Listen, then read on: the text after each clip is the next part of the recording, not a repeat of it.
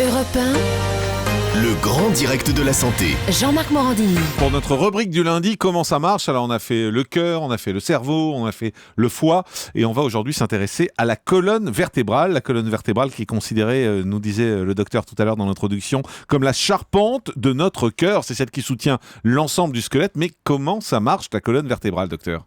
Alors c'est vraiment une charpente, parce que c'est une charpente osseuse déjà, donc c'est ce qui fait la statique, c'est ce qui porte le poids, puisque ce sont des vertèbres. Il y a 24 vertèbres qui sont alignées de la base du crâne jusqu'au bas du dos, jusqu'au sacrum et jusqu'au coccyx. D'ailleurs, le sacrum et le coccyx, ce sont des vertèbres qui, au stade embryonnaire, se sont fusionnées. Donc si on dénombre toutes ces vertèbres-là, il y en a 24, et il y a des vertèbres cervicales, il y a des vertèbres thoraciques, et puis il y a des vertèbres lombaires. Alors si vous voulez déjà vous palper une vertèbre, il y en a une qui est juste en bas du cou, en haut du dos. On voit une petite bosse là où on sent une petite bosse. C'est la 7e vertèbre cervicale, ce qu'on appelle C7. C'est la dernière ? Et qui fait, c'est la dernière des vertèbres cervicales, des 7 vertèbres cervicales, qui vont permettre d'accrocher la tête jusqu'au bas du dos, jusqu'au sacrum et jusqu'au coccyx. Faut pas qu'elle casse, celle-là. Et quand je dis qu'il y a une charpente, c'est une charpente qui protège un élément essentiel du corps humain, c'est la moelle épinière.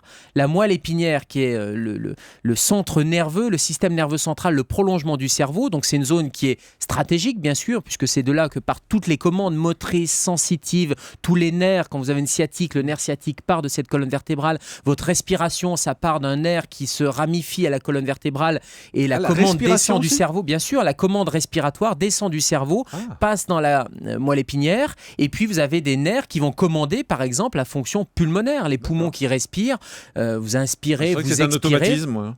Alors, c'est un automatisme, mais un automatisme, ça ne veut pas dire que ça passe pas par des nerfs. Ouais. C'est un automatisme qui ne passe plus par le cerveau, mais qui va passer par la colonne vertébrale avec un arc réflexe. Heureusement, puisque pour faire bouger un muscle, n'importe quel muscle, que ça soit volontaire ou involontaire, comme le cœur ou comme la respiration, il y a besoin de cet arc neurologique, de cet arc nerveux, et ça passe par cette moelle épinière qui est elle-même protégée par la charpente, par la colonne vertébrale.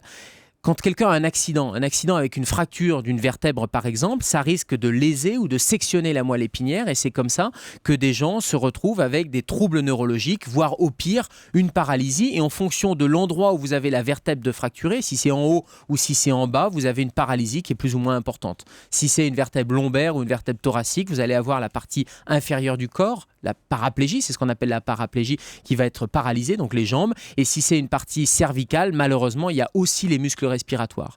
Donc c'est vraiment un axe stratégique, cette colonne vertébrale, avec un certain nombre de pathologies. Alors le traumatisme, bien sûr, c'est très solide, la colonne vertébrale. C'est des vertèbres qui sont elles sont pas soudées, mais elles sont mobiles entre elles, et il y a des ligaments qui vont venir les harnacher, qui vont venir les tenir, les protéger. C'est mobile parce que vous savez qu'on a des déviations qui sont normales. Vous savez qu'on a la lordose, la syphose. Quand on parle de scoliose, c'est une déviation dans un autre axe, mais quand vous regardez quelqu'un de côté, on voit que ça fait un creux vers l'arrière avec les cervicales, et puis après le dos c'est un peu bossu, et puis après ça se recreuse au niveau des lombaires. Donc ça, c'est une déviation qui est normale. C'est mobile, mais ça ne bouge pas. Si, ça bouge en permanence. D'ailleurs, l'ostéopathe nous disait, le confrère ostéopathe nous disait que leur travail, c'était justement de mobiliser dans la limite de ce que l'articulation peut faire, de mobiliser, de chasser l'air qui est entre ces articulations. Donc, ils font bouger, et on fait bouger en permanence notre dos. Heureusement, j'allais dire, quand vous vous penchez sur le côté, en avant ou en arrière ou sur le côté, vous avez votre charpente qui est mobile. C'est pas une charpente. Je pensais que les vertèbres, je pensais que c'était fixe, moi. Non, pas du tout. Il y a des ligaments, c'est une articulation. Et comme toute articulation, il y a des ligaments qui vont la faire tenir. On parlait de traumatisme, mais dans les traumatismes, il n'y a pas toujours des fractures, heureusement, parce que les vertèbres sont très solides, mais par contre, il peut y avoir des entorses. L'entorse cervicale, le cou du lapin qui peut aller jusqu'à l'entorse cervicale, c'est vous avez un étirement, vous avez l'articulation qui va bouger un peu trop, et vous avez les ligaments qui vont être étirés, exactement comme l'entorse de cheville. Jean-Marc, quand vous faites une entorse de cheville, vous avez votre articulation qui bouge, le ligament qui s'étire et qui fait mal. C'est exactement la même chose au niveau cervical, sauf qu'on imagine qu'il peut y avoir d'autres conséquences, et notamment des conséquences si la stabilité de l'articulation est menacée, en particulier si cette fameuse moelle épinière peut être touchée. Et toutes les pathologies, toute la gravité des pathologies de la colonne vertébrale, c'est le risque d'atteinte de cette moelle épinière, que ça soit une compression nerveuse, c'est la sciatique, quand vous avez un nerf sciatique qui est comprimé parce que, alors ce que j'ai pas dit, c'est qu'entre ces vertèbres, il y a des disques. intervertébraux. Et c'est ces disques-là qui peuvent sortir aussi. Et c'est ce qui va comprimer le nerf sciatique, par exemple. Et c'est ce qu'on appelle la hernie discale. C'est ce disque qui va faire saillie, qui va sortir de l'articulation et qui va comprimer le nerf. Mais ça peut être aussi une paralysie ou ça peut être des pathologies beaucoup plus embêtantes. Quand on se casse une vertèbre, il n'y a rien à faire. Si, bien sûr. Si vous cassez une... Alors, tout dépend où vous cassez une vertèbre. Moi, j'ai souvent entendu dire que quand on se casse une vertèbre, il faut attendre. Alors, ça dépend. Il y a, c'est un peu comme on imagine un noyau, les deux vertèbres, au milieu, il y a la moelle épinière. Si cette stabilité-là, ce noyau-là n'est pas touché, tout va bien. Si c'est touché, il faut le stabiliser. Et les neurochirurgiens, par exemple, sur des grosses fractures du rachis cervical, la colonne vertébrale, c'est ce qu'on appelle le rachis. Et sur des grosses fractures, vont être obligés de stabiliser artificiellement. Donc, on arrive à mettre des tiges, à mettre une solidification externe pour pouvoir maintenir à tout prix cette moelle épinière intègre.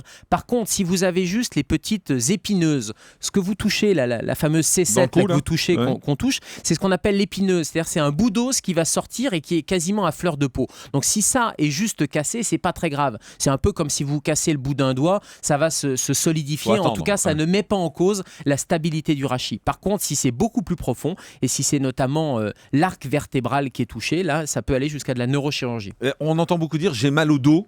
Quand on dit j'ai mal au dos, ça veut dire que c'est un problème justement autour de la colonne vertébrale? Alors oui, c'est la colonne vertébrale, mais c'est pas forcément l'os, c'est même rarement l'os. C'est ce qu'il y a entre les os, le disque, c'est la hernie discale, c'est ce qu'il y a autour de l'os, ce sont les ligaments, et puis c'est ce qui part des trous de chaque os, il y a des trous, il y a des nerfs qui partent. Et c'est ces nerfs-là, ces racines nerveuses qui vont être comprimées, et c'est ça qui fait mal. Parce que l'os, finalement, ça fait pas très mal, sauf si vous avez une fracture cervicale ou une fracture lombaire parce que vous avez eu un gros traumatisme. Mais globalement, c'est tout ce qu'il y a autour qui va être victime d'une inflammation. L'immense majorité des douleurs, c'est une inflammation. C'est pour ça qu'on donne des anti-inflammatoires. Et c'est ça qui va causer le mal de dos. Et quand on vieillit, est-ce que la colonne vertébrale est de plus en plus faible?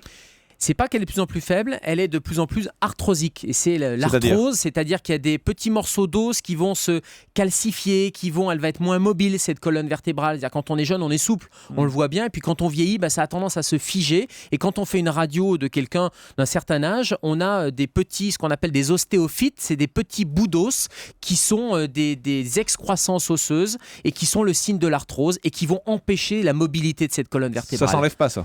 Non, ça ne s'enlève pas. Alors l'arthrose, ça se traite. Les poussées d'arthrose se traitent par des traitements antalgiques contre la douleur. Et puis on sait que plus on entraîne la colonne vertébrale et plus on muscle la colonne vertébrale, et en particulier plus on va compenser. Par exemple, quand on vous dit de faire des abdominaux, c'est pour compenser un peu une colonne vertébrale qui serait un peu faiblarde ou un peu moins mobile. C'est pour pouvoir avoir ce qu'on appelle un gainage autour, c'est-à-dire que les muscles vont participer à cet équilibre.